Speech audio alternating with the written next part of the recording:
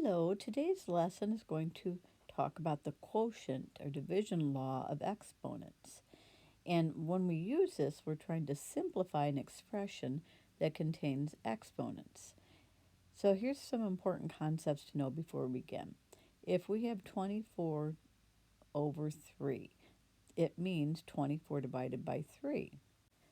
Therefore, if I have 2 to the 5th power over 2 to the 3rd power, it means 2 to the 5th power divided by 2 to the 3rd power.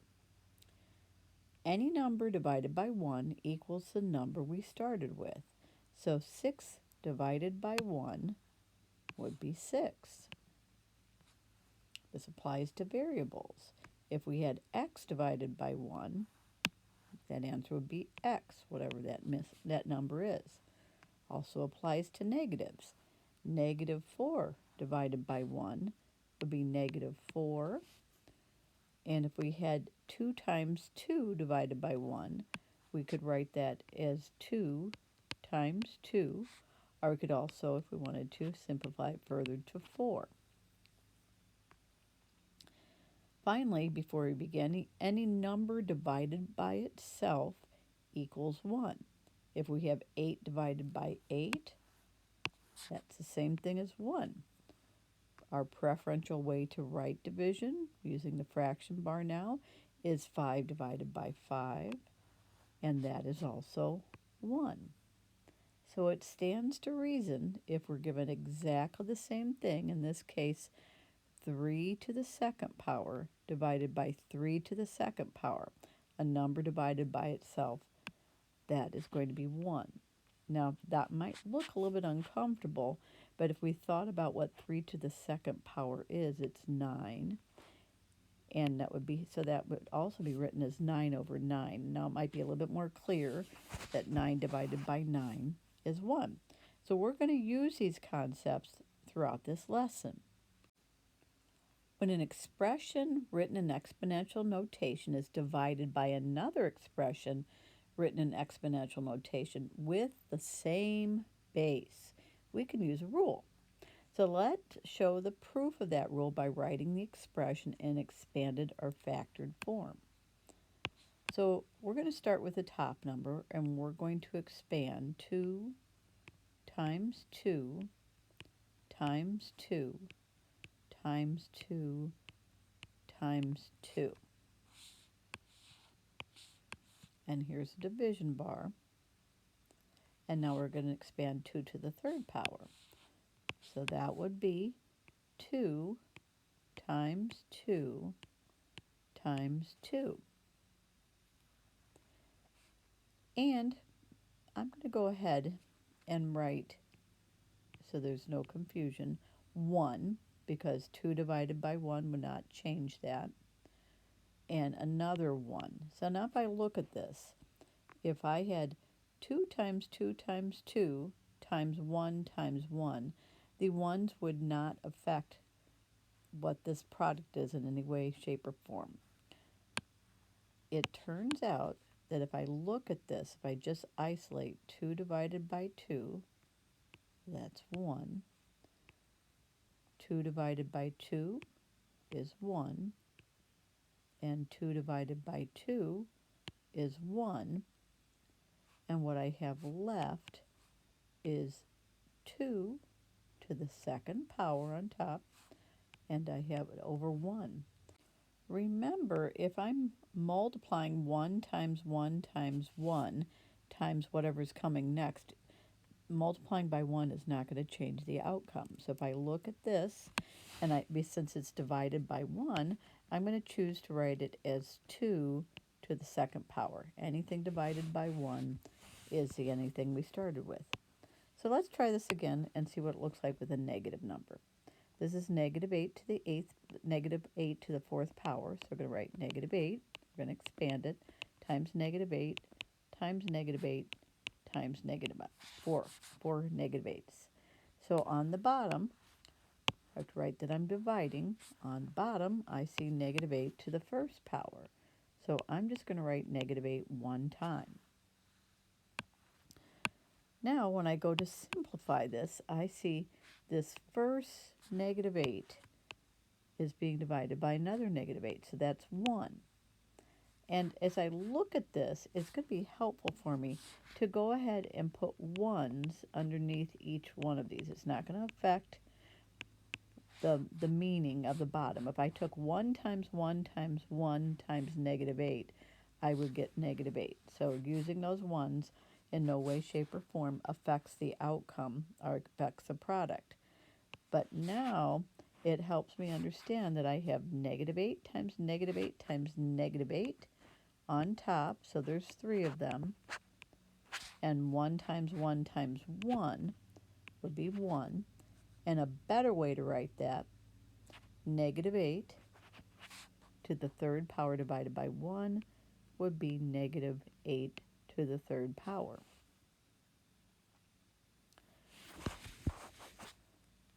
So let's see if we see a pattern here. Let's look at letter A and letter B. If I look at what we started with, I started with 2 raised to the 5th power divided by 2 raised to the 3rd power. Do you notice a relationship between the exponents that were given in the expression and the simplified expression? Let's check and see if your idea might work for this second example. So I have -8 to the 4th power and -8 to the 1st power, and my simplified version is -8 to the 3rd power. So do you notice a relationship between these two exponents and our simplified version? So what rule do you think we can use to divide expressions in exponential form with the same base? We're going to go back and use this rule to see if we agree with it. So hopefully you may have noticed that we subtract the bottom exponent from the top exponent. So we subtract the bottom exponent from the top exponent.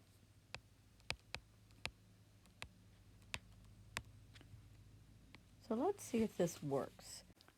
If I kept the base, which is 2, and I took the top exponent and subtracted the bottom exponent from it, I would get 2 to the 2nd power.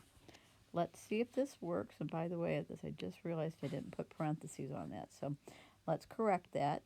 If I take a base of -8, which they both are, and take the top exponent and subtract the bottom exponent from it, then I would indeed get -8 to the 3rd power.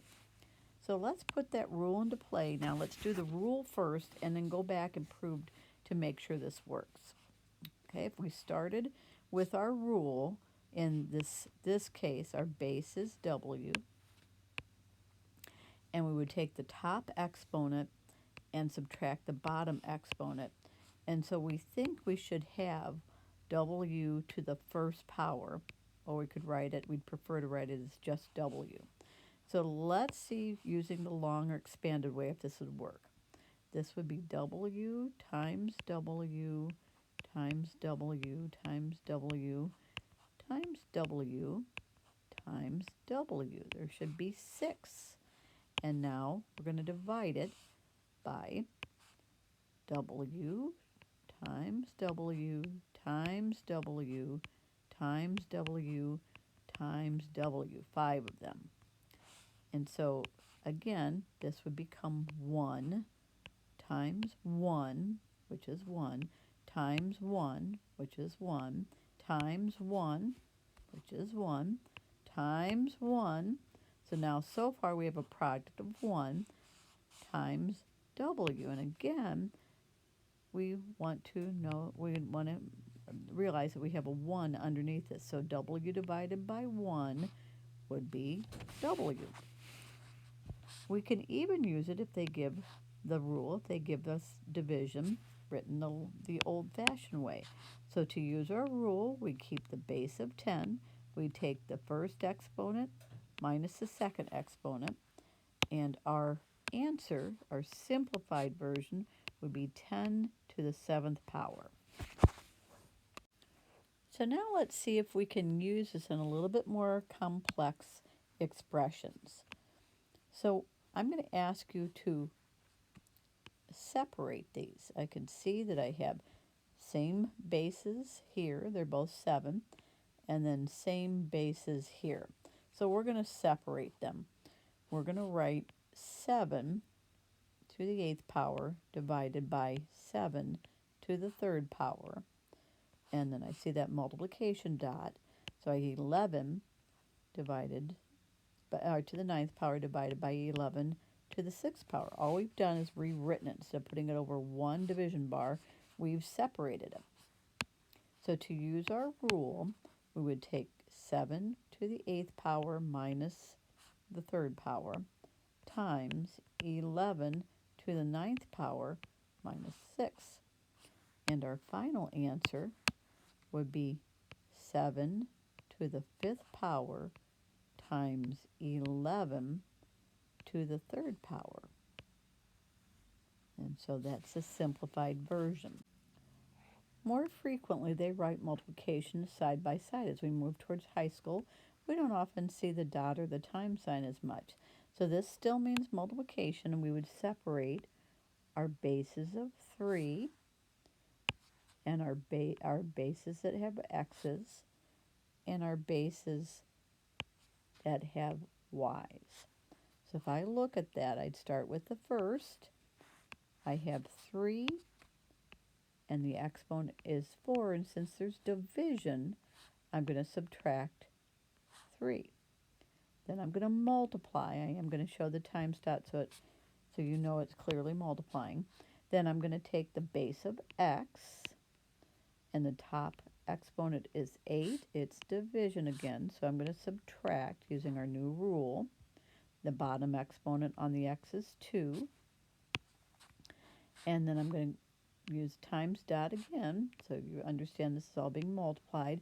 I'm going to start with the base of y, and the top exponent is 3, and the bottom, they didn't give us an exponent, but so that's an implied 1. So in order to simplify this, I'm going to take 3, 4 minus 3 is 1, times x, 8 minus 2 is 6, times y, and 3 minus 1 is 2. So we'd prefer to write this as 3x to the 6th, y to the 2nd. So this is a little bit easier for my brain to handle when I see it in this version, the simplified version, than that. Okay, now let's look at our next example, which is a little bit different than what we've seen before. We have 13m, and I see an m on bottom, but I don't see a same base of 13, or I don't see another number. And so what we could do is we could just put a 1. So I actually have 13 divided by 1. 1 times m to the 4th. That doesn't change that expression at all, but it helps me with writing 13 over 1. And then I have m to the 12th power and m to the 4th power. So 13 divided by 1 would simplify to 13 using our rule. And remember, we're multiplying, so m to the 12th minus m to the 4th would be 13 m to the 8th power. And that's how we would simplify this. I'd like you to go ahead and try h using the same 1 and see if you can simplify it on your own. Final answer should be 10, a to the 3rd power, b to the 1st power, but we prefer not to write that exponent of 1. If you wrote it, that's fine, but we prefer not to. Last two are a little bit trickier because of the way they're written, but let's go ahead and write them. Let's use the numbers first. We're going to separate the numbers. I have 6 over 8. So I'm going to write that as 6 over 8. And now it's multiplying. Side by side is multiplying. So up on top, 6 is multiplying n to the 10th. So I'm going to write n to the 10th power over n to the 3rd power. And now 6/8, I cannot those are not the same bases, so I can't use my rule, but I can simplify it and make it 3/4. And then n to the 10th minus n to the 3rd. I would subtract using my rule, and we would get n to the 7th power. So this would be our final answer. And then the very last example, well, if we can put a coefficient of 1 next to a variable on bottom, we can put a coefficient of 1 next to a variable on top. So if I look at just the numbers, I can look at this like it's 1/7. So I can write that as 1/7. Now 1 times x to the 9th on top and 7 times x to the 6th. I can now just look at the variables. If I'm focusing in on the variables, I have x, x to the 9th power divided by x to the 6th power, and I can use my rule on that. So unfortunately, I shouldn't say unfortunately, because it's not really unfortunate, I would keep this in fraction form, and x to the 9th power minus x to the 6th power. So we'd prefer to write this in simplified version as 1/7 x to the 3rd power. Thanks for listening. This was a lot to try to get into one lesson today. Enjoy your afternoon.